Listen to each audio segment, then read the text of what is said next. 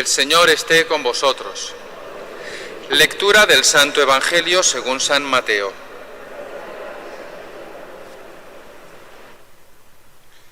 En aquel tiempo Jesús propuso otra parábola al gentío.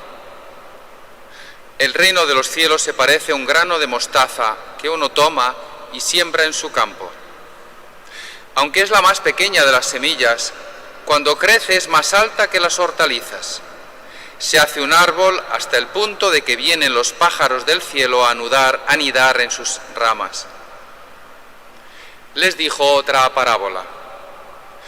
El reino de los cielos se parece a la levadura.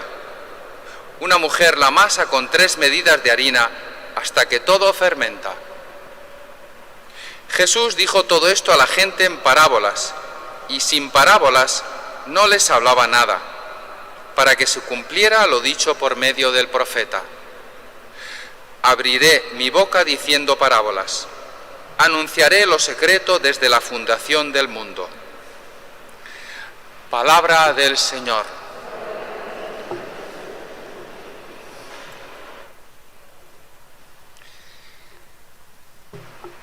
Una de las preguntas que uno se hace escuchando el modo de hablar de Jesús es por qué el Señor utilizaba tantas imágenes, parábolas, alegorías, ejemplos de la vida cotidiana o históricos. Históricos porque él hace referencias algunas veces. ¿Os acordáis de aquella torre que se cayó y que mató? Bien. ¿Por qué el Señor hace todo esto? Evidentemente no estoy yo en la mente de él para decirlo, pero la gente que estudia y después nuestra experiencia personal, la de todos, primero porque Jesús es un observador de la realidad. Para Jesús nada es pequeño, nimio, insignificante. Todo tiene una razón de ser.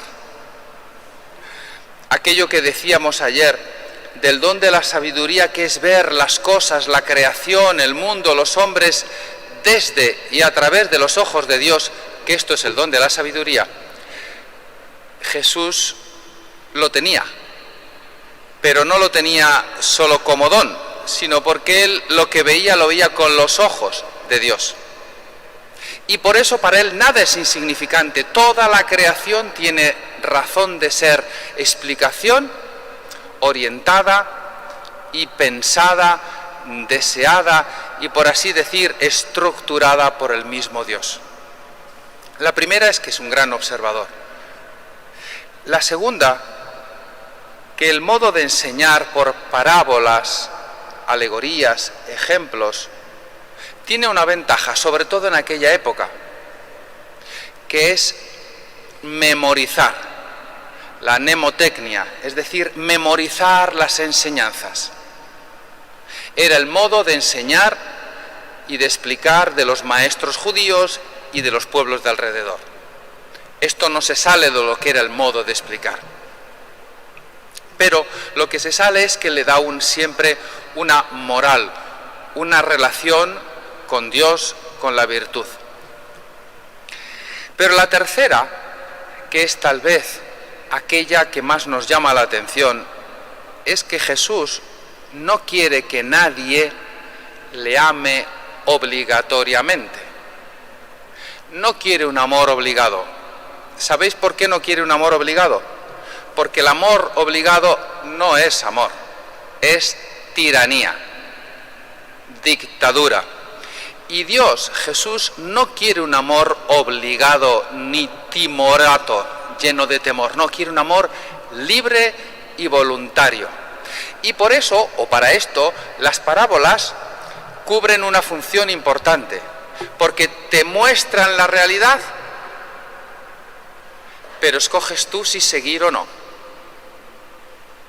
Es decir, no obliga a nuestra libertad, sino que tú, es como la fe, se juega entre la certeza y la duda, la luz y la oscuridad. Tú decides. Y decidiendo, amas o rechazas. Pues las parábolas se prestan a esto, porque podemos hacer oídos sordos, como el propio Jesús decía explicando las parábolas. Como decía el profeta Isaías, para que escuchando no entiendan, para que viendo viendo no miren, no comprendan. No es que Dios no quiere que comprenda, sino que quiere nuestra adhesión libre. Y adhesión libre es amor. ¿Y esto qué tiene que ver, por ejemplo, con la primera lectura? La primera lectura es una profecía, es una parábola de Jeremías, es una admonición a los judíos, al pueblo judío. La cintura, que se la ata, que se la suelta, que la pone en el río, No vamos a entrar en la explicación de todo eso, solo en la parte final. Él dice algo que tiene que ver con esto que hemos dicho, sobre todo el último punto.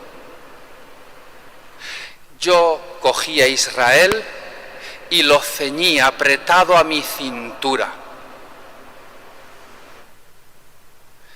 Pero ellos no quisieron. Es decir, Dios nos lleva en su cintura, apretados como un cinturón, como una faja. Pero tenemos la posibilidad de soltarnos.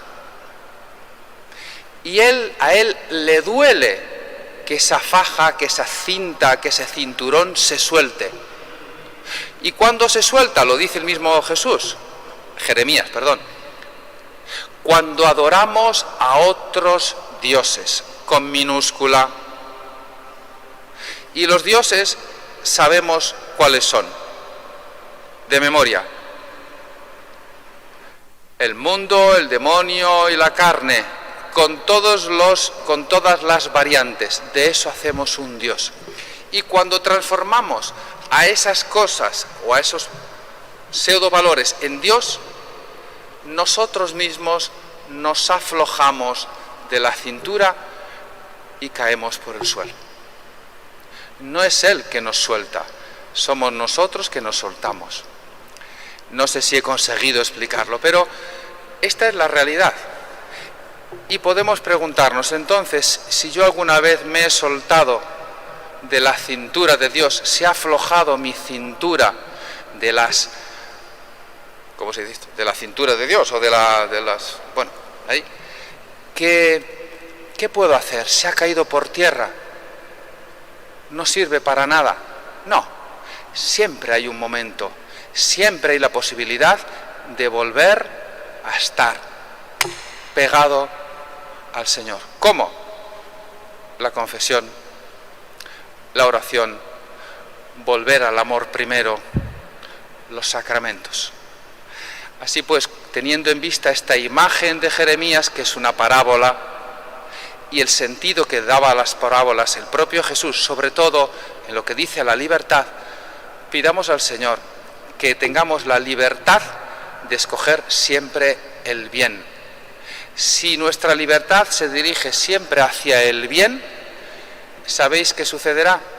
Que seremos divinos, porque Dios es plenamente libre y escoge solo y exclusivamente hacer, pensar, desear, para hablar un lenguaje humano, el bien.